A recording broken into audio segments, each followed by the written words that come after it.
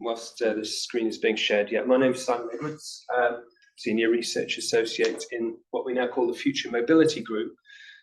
Previously, the Transport Operations Research Group, which you might remember from a few years ago, a very long-standing transport research group in the university system in the UK. I work with Professor Phil Blythe, who very well-established figure in ITS over the last 40 years, really since ITS became a thing. And he basically been at the cutting edge of research into all types of ITS, including road user charging, smart cars, alternative fuels, connected and autonomous vehicles. And I've worked with him for a long time now. So the main aim, I think, of this presentation is to discuss the role that connected and autonomous vehicles might play in the future of road transport, with particular reference to the projects that we're doing at Newcastle University. And there's a lot going on in the northeast in general, in the northeast of England. Okay, just give me a moment.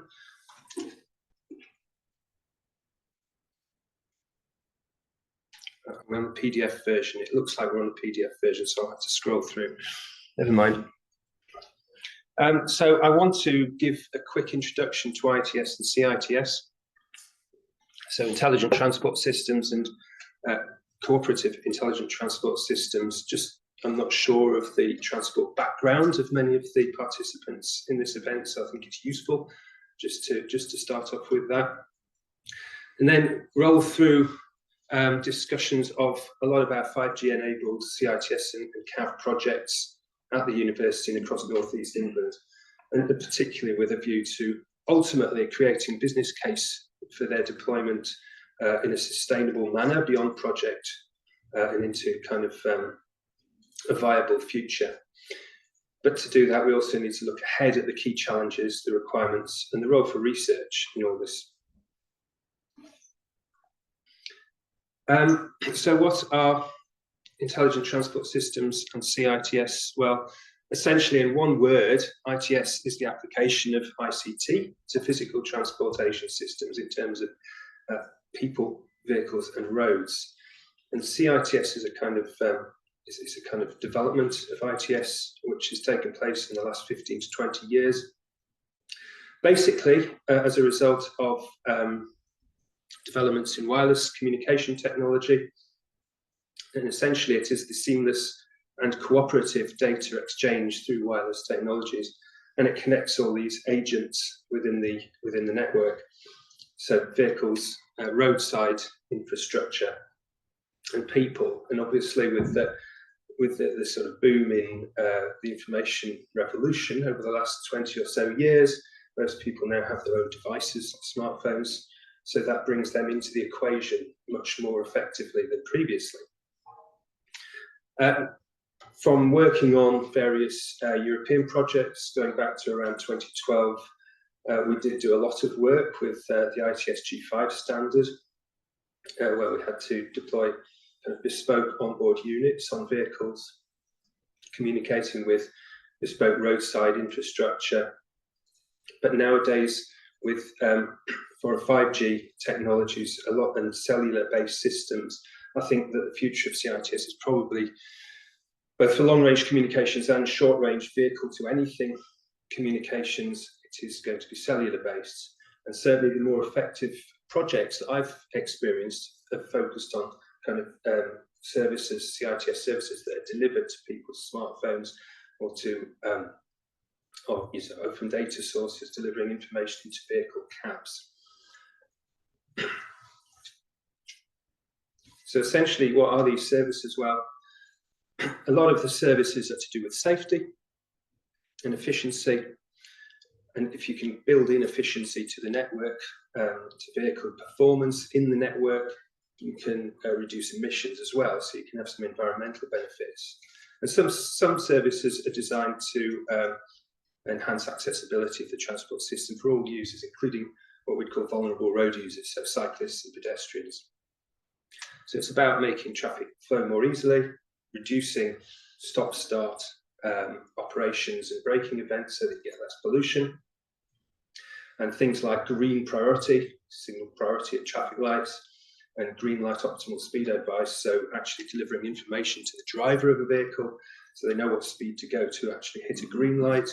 These are really important to actually not only improve the reliability of the vehicles concerned, but also to reduce air pollution through braking events and stop-start activities. And there's a whole suite of other sort of informational services such as road hazard warnings, red light violation warnings, and we have a very good system in the northeast which covers the whole of the region and produces this type of live data for drivers. And we have various systems that are targeted at the safety of vulnerable road users, like pedestrian warning and blind spot detection. The unfortunate thing about those, to be honest, is that they're targeted at the vehicle drivers. So the actual beneficiaries, who are the cyclists or the pedestrians, are kind of more passive beneficiaries. They don't tend to have the power of the information themselves. They benefit from a system that's designed for drivers. So obviously, looking at creating more active participation of pedestrians and cyclists in CITS is quite a big area of research. And many of these services were developed, well, all the projects we've worked in have been European-based, based on European standards. So many of these services have been defined at European level through things like the Amsterdam Group and the Car-to-Car Consortium, going back more than 10 years now. And they defined a series of priority services and some more nice-to-have services on top of that. So, yeah, we've been basically working in this field since 2012, I think. At the moment, we only have one CITS project, which is the next slide. Because since about 2020, we've moved firmly into the connected and autonomous vehicle research area. And I would suggest that CITS is kind of a stepping stone towards an autonomous future in many respects.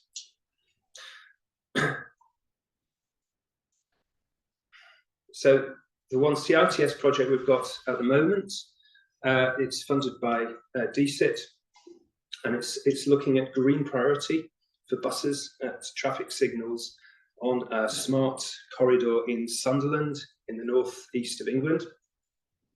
And we'll come back to that corridor later because it's significant for an autonomous vehicle trial that we're also doing. The aim, of course, is to provide more reliable journey times and a better overall passenger experience by having a more smooth and reliable journey. We've got OBUs being fitted to buses at the moment. It should be starting in the next couple of weeks. And these will communicate with our Urban Traffic Management Control Centre, which covers the whole 5 districts of Tyne and Wear. So it's Newcastle, Sunderland, Gateshead, North Tyneside and South Tyneside, and essentially manages the whole network, uses the 5G network to communicate to the UTMC from the vehicles, and then the UTMC decides if priority should be given to that bus. The research we're doing at the university involves evaluating the passenger and the operator opinions before and after, but also examining the data on reliability to see if there is any material improvement in reliability and punctuality of the service. So this is the type of deployment that we've been involved with over the last decade or so. It's targeted at the priorities of cities, which tends to be public transport.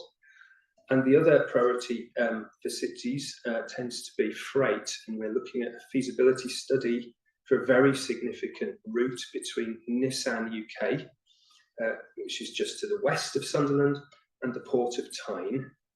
And we're looking at potential for green priority on that route as well. And the significant benefit of that route would be reliability, and obviously so just-in-time logistics is a really big thing, but also the environmental benefits, because if you have fully loaded 40-ton vehicles going through urban areas, you want to reduce the braking and the stopping and the starting of traffic lights. So there'll be significant benefits, we think, from that. And luckily, we've got a great relationship with Nissan and the other manufacturing organisations on the International Advanced Manufacturing Park, just to the west of Sunderland. And again, I'll come back to that in a few minutes when I talk about our autonomous vehicle projects. So I've already identified public transport in the form of buses and freight and logistics as two massive beneficiaries of CITS and autonomous technologies. So we've got two projects here that I want to talk about. One is called 5G CAL and the other is a successor project called VCAL. Now, 5G CAL ran from 2020 to 22. It was a COVID project. So I suppose there were some sort of questions over the degree to which the findings were applicable to sort of normal activities at Nissan and Vantec, which is the other factory that we worked with. It was bizarrely funded by the Department for Digital, Culture, Media and Sport, presumably under the digital part of their remit. They were looking at applications of 5G across all sorts of different applications, ranging from sort of industrial to cultural. And this was one of the projects they funded. And the aim was to promote connected and autonomous logistics in a real-world manufacturing setting. So this was located on the International Advanced Manufacturing Park. Vantec supplies automotive components to Nissan, and you'll see a map in a minute. It's SAE level 4, so this is there's 6 levels of automation defined by the SAE, Society for Automotive Engineers, I think it is. Level 0 being no automation at all, and level 5 being full automation without the need for having takeover control by anything or anyone. This is level 4, so it's fully autonomous. But if there's a certain scenario that arises, operation of the vehicle could be taken over by a person located elsewhere, and we'll come back to that shortly. The focus was safety, using the 5G-enabled remote teleoperations. So this was the fallback, basically. In certain situations, you might need to revert from fully autonomous running to someone in a remote location operating using 5G networks and other technologies. So it was a proof of concept to see whether it could contribute to enhancing productivity. The vehicle was supplied by Terberg. It could run 40-ton haulage. It was converted by the company Street Drone, you can see at the bottom here, to autonomous running. So it was a fully electric vehicle that was converted to autonomous running as well by Street Drone. These are the other partners that were involved. Northeast Automotive Alliance is a bit of an umbrella company which runs a lot of projects sort of promoting technology in the automotive field. We had the Connected Places Catapult. We had Coventry Uni who were doing cybersecurity. Their team's now moved to Swansea, and they're in another project. We were doing the research. Perform Green and Sunderland were doing Sunderland City were doing the management of the project. So this was our first real sort of dipping the toe in the water of autonomous operations, and hopefully you can see this. This is a map.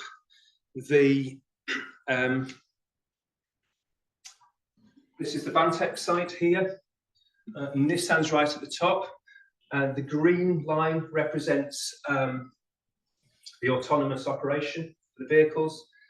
Where we see an orange line, that is where the remote operator, teleoperator, took over control of the vehicle. So there's a complex area around here through car park, which they operated manually. We actually demonstrated fully autonomous reversing into the dock here at Vantec. You can see on the green line.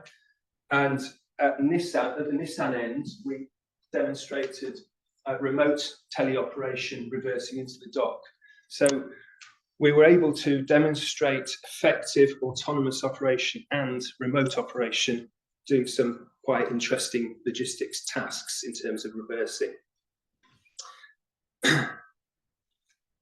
This is just a map of the 5G infrastructure that was deployed by Northern Nokia, a dedicated network there on the site. And the outcomes were interesting, actually, and very successful.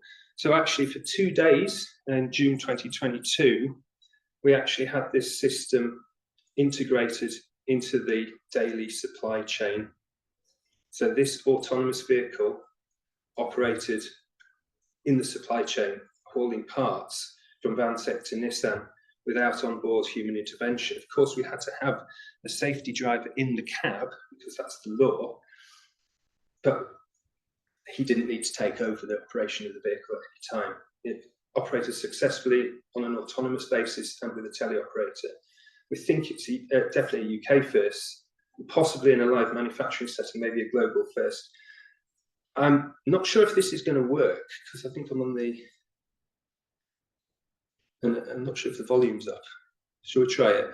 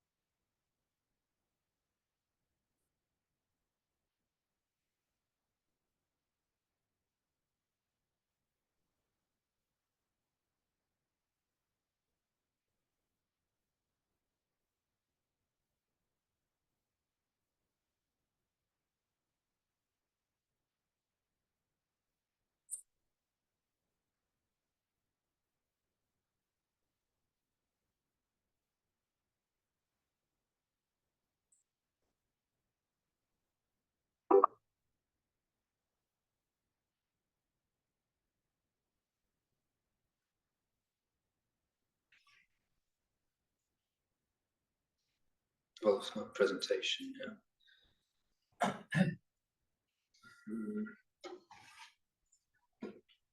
think it's probably the middle one.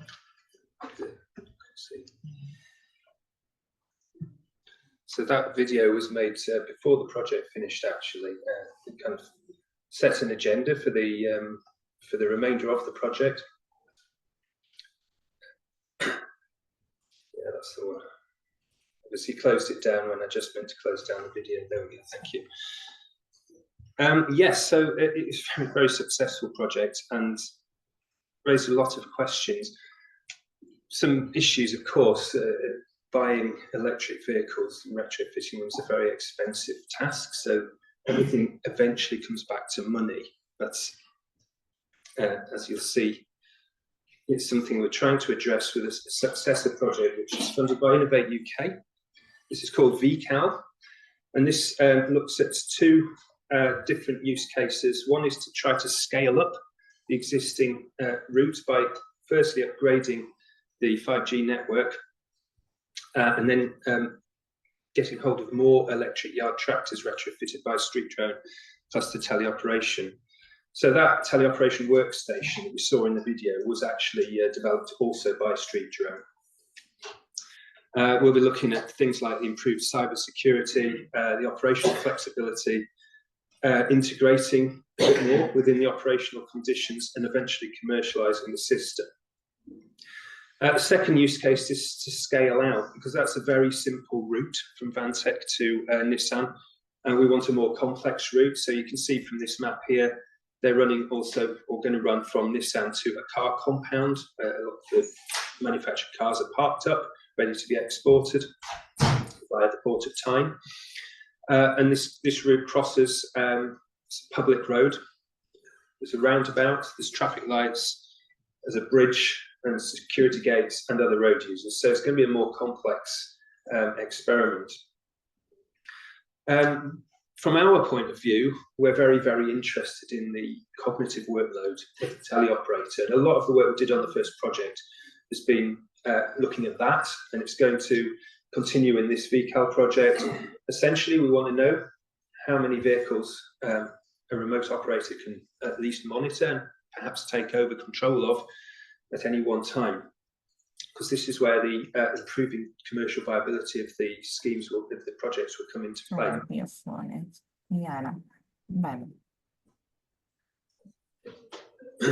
If we can demonstrate success from a point of view of remote operation, and they can monitor or manage or operate multiple vehicles, then it will facilitate the eventual removal of the safety driver, which is really fundamental to the success of autonomous vehicle systems.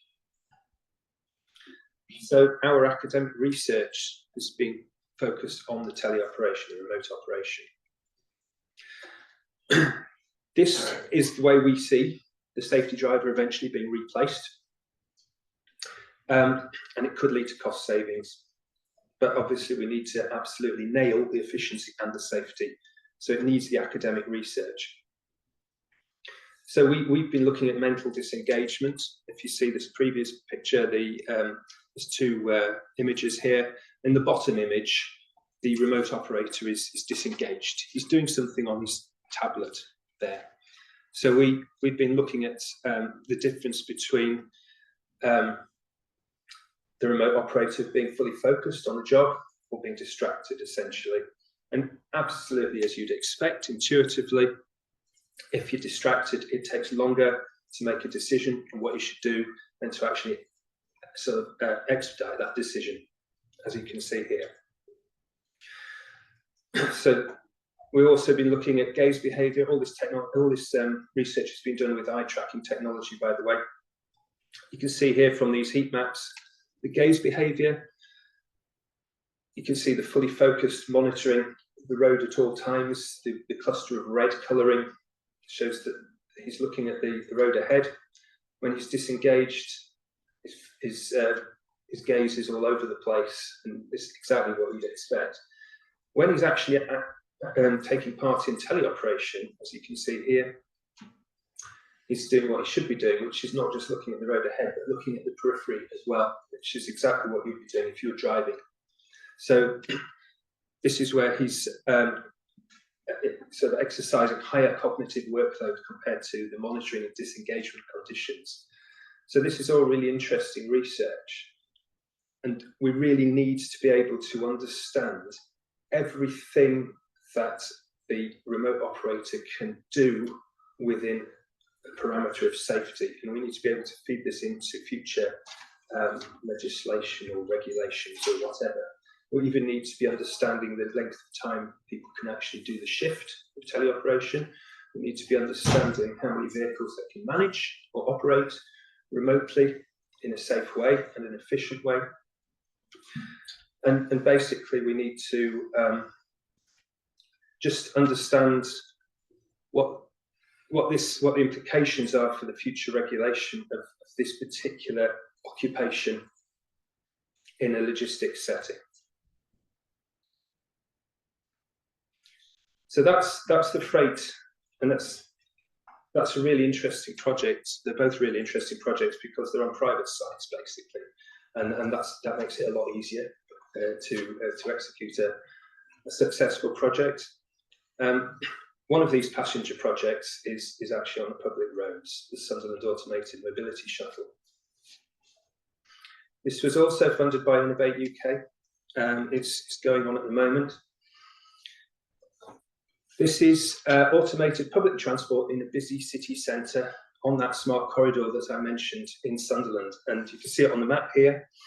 It runs from Park Lane, which is a time-of-year metro, rail, bus and taxi interchange. It runs via Sunderland University to the Sunderland Royal Hospital. And we've got 3 vehicles running on a 20-minute frequency on the public road. And of course, they have safety drivers in the cab. The 5G network's been installed by Boldin, and the aim for the city really is to see whether this type of public transport system can improve the bus service offer. We're working with Stagecoach, who are very keen on this. Obviously, bus networks in recent years outside of London for sure have suffered financially, so they're looking to retain services to sort of maybe less profitable routes by cutting costs rather than having to access the services completely. In theory, this should be quite a lucrative one anyway, because it is pretty much in the city centre and it's serving a distinct first and last mile function. But the aim is obviously with this interchange with Park Lane is to enable more multimodal journeys from a city council perspective to reduce car traffic in the city centre and parking by stimulating modal shift. So I would say that the concept of first or last mile operation for connected and autonomous vehicles is certainly what you'd expect the early schemes of CAV, early deployments of CAV to be. So we have a safety operator on board. We have the cybersecure remote supervision taking place, and we're doing similar work again in terms of workload for the remote supervisor as a precursor to commercial viability. A big thing with this SAMS project is user engagement. So I think this is a rule for anything that's technology based. If you're going to invent wonderful technology and you're going to deploy that technology, and you're going to make money from that technology, you need to make sure people are going to use it.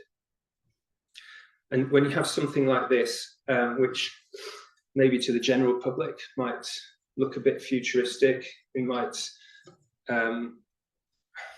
make people a little bit suspicious and unnerved. We live in an era when conspiracy theories and misinformation can take off quite quickly. We've seen that with 5G masts at various times in the last few years, and Sunderland has a good 5G network as it happens. And you're doing something kind of futuristic like this, there'll be groups of people in society that think it's wonderful and exciting. Other groups will be very, very suspicious about it.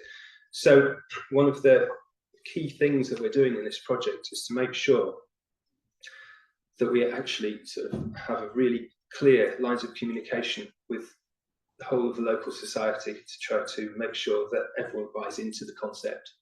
And I think that's going to be very, very important going forward for some of these schemes, especially in the early days when we don't have the proof and the data that they're successful. Obviously, we're working with people on a sort of more targeted level. We have a participatory design approach to what people would want from a future CAV service. Obviously, we're operating to a hospital, so we're going to have aspects relating to accessibility of vehicles, for example. Maybe a greater degree of older users might want to use the service. So would they need someone on board, which is kind of a little bit of a worry, because you want these systems to be running without human beings on board if possible. We certainly want to get rid of the safety driver. We're working with other road users, so especially cyclists and pedestrians, because we want to know how these vehicles interact with other road users and how other road users interact with these vehicles. We have an advisory panel, which is a critical friend, which is comprised primarily of emergency services, but also organisations working with older and disabled people, cycling groups and so on. So we're trying to gain potential passenger and operator insights into onboard safety driver, the sort of human presence on the vehicles, the remote operator and the supervisors, what they're capable of doing, and this external HMI for any level 4 or level 5 autonomous vehicle, so that we can actually shape a local and national strategy for autonomous vehicle deployments safely on public roads. Communication, very, very important, and the PR aspect of it. And we think that a lot of the lessons learned here will contribute to the business case and allow commercial exploitation and explore the wider adoption across Sunderland, the North East and nationally. I haven't got the partner logos here. It's many of the same partners from the actual 5G Cal project, apart from, as I mentioned, Swansea University. The team from Coventry is now Swansea, and the vehicle supplier is Oxa. And the vehicle operator is Stagecoach. This is the kind of vehicle that we're talking about. This isn't the final vehicle supplied by Oxa, and it certainly isn't in the right branding. But as you can see, it's basically a Ford Transit. And if you go to any sort of shows or conferences where autonomous vehicles are on display, they're often very sort of novel and futuristic-looking vehicles. But actually, when it boils down to it, a lot of these organisations that are developing the vehicles, they want something that's easy to scale up commercially in the future. So using what is basically a Ford Transit is quite a popular approach in this situation.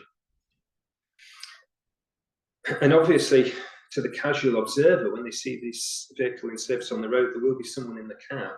So it won't necessarily look like it's an autonomous vehicle, which in some ways is a bit of a relief, because that kind of removes some of the risk associated with people opposing the scheme, I think. We can get on with the research in the background. So this is just explaining the type of research that we're doing. We're doing qualitative research, a lot of work with stakeholders, the general public's requirements towards CAV operation on public roads, other stakeholders' requirements, including the emergency services. We're doing quantitative research into actually looking at the passengers that we've targeted to travel on this deployment, and how they interact and accept the service, the system. So we're looking at their general user acceptance. We're doing an experiment where they can see the safety driver and other times can't see the safety driver, to try to understand aspects of their own security, to understand what kind of potential future human presence will be needed on these vehicles. And we're looking at the context-based HMI experiment to see how vehicles can communicate with other road users. And some mixed research looking at the monitoring and supervision, which is very similar to the work we're doing on the VCAL project as well. Again, predicated towards understanding the remote monitor's workload. One more project. This one's different. It is public transport. It's called the Dromos system. And again, it runs from a railway station to a hospital, but it runs on a dedicated route. So at the moment, we're just seeing a proof of concept here. The railway station hasn't even opened yet. It's on a newly reopening stretch of track. And the hospital, which you can see towards the left, has real transport problems. So again, it's a potential application of a first or last mile operation targeted primarily, I think, at staff at the hospital.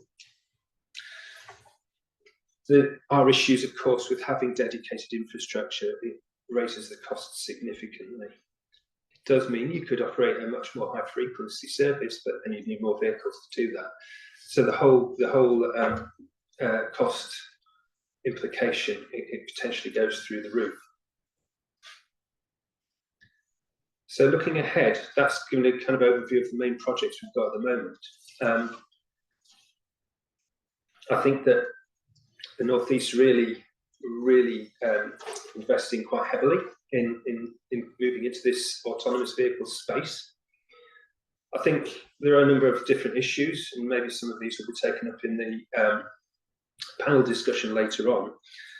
Firstly, why are we interested in CITS? Well, it's mainly to optimize existing networks, make them operate better, maybe prioritize different modes of transport. And as I stated earlier on, that's usually buses, could be taxis, commercial vehicle movements as well in cities. The aim is to enhance safety, improve reliability, and reduce pollution. So I can certainly see there is still a case for targeted CITS deployments at certain pinch points in certain networks in certain cities. It's usually, in my opinion, going to be cities who will be prioritising these types of transport operations.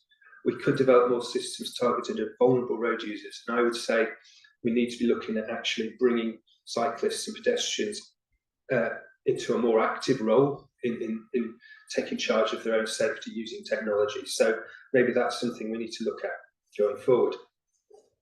Why do we need connected and autonomous vehicles? I haven't mentioned it so far, but one of the key drivers, and there's no pun intended, is that there are driver shortages in the freight industry at the moment. There are also driver shortages in the bus industry. I guess it could be said for rail as well. A lot of people, a lot of drivers are retiring and they're not being replaced.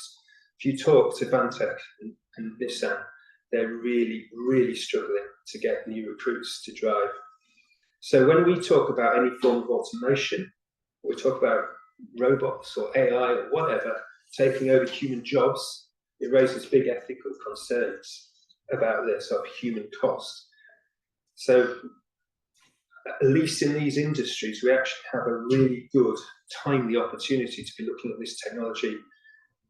And if it is successful, the actual human impact will be minimized because they're already struggling to recruit. So there's a kind of business case there. I mean, the other aspect, of course, is that autonomous vehicles aren't in trade unions either, so they don't go on strike. So, you know, if there are no drivers, no humans, this is of interest. It's quite a horrible thing to say, I suppose, but it's of interest to the operators. And of course, there's the potential for autonomous systems, automated systems to improve safety through reducing human error.